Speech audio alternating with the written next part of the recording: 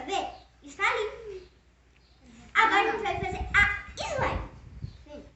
Quem vai ajudar é a produção tia Cláudia. Vamos lá. Que é isso aí?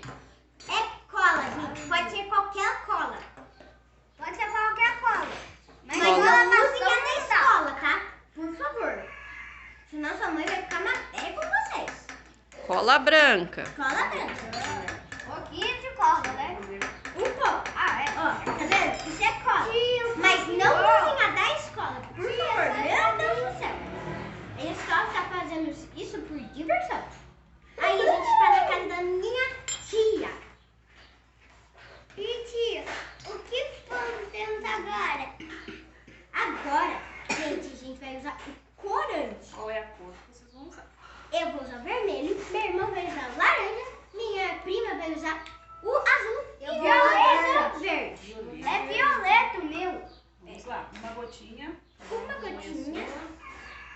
Pode pôr a sua aí. Então, agora a gente vai pôr o Ah, ativador, ó. Duas gotinhas. Duas gotinhas. Olha como que tá. Vou mostrar pra vocês, só deixa eu abrir. tia Cláudia não quer colocar? Calma. Duas gotinhas. Mexendo. Bem Mexendo.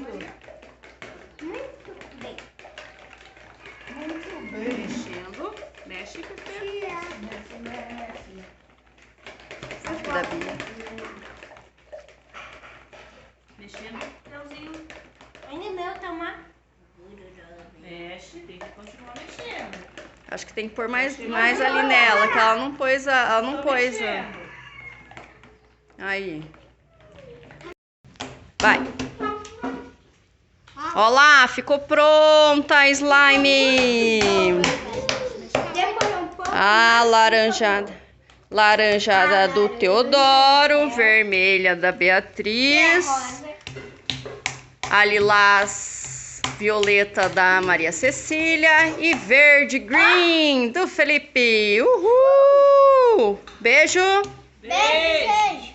Espero que tenham gostado.